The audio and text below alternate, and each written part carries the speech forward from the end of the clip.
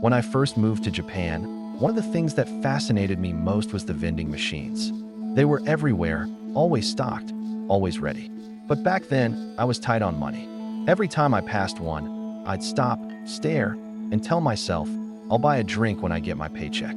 Another thing I had to get used to was time. The Japanese were strict about it. I worked at a factory, and every morning, I had to wake up early to leave with my two roommates. I made sure never to be late. Then, one night, I had a strange dream. Or at least, I think it was a dream. I was standing in front of a vending machine, staring at rows of canned drinks. The labels were covered in words I couldn't read, but somehow, I knew exactly what I wanted. I slid my coins into the slot, pressed the button, and with a metallic thunk, my drink dropped down. Excited, I grabbed it, popped the tab, and took a deep gulp. It was sweet, refreshing. Then, a woman's voice. Okiro. I didn't move. Again, louder this time. Okiro. I looked around. The street was long, empty, and dark. The only light came from the vending machine.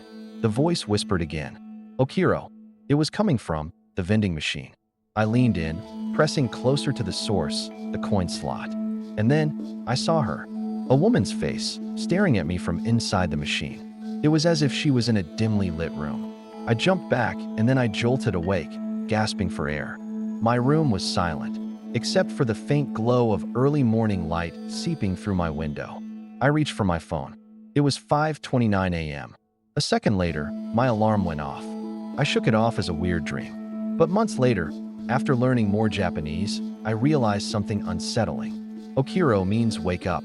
It was informal and a bit disrespectful to say to someone. But back then, I didn't know that word.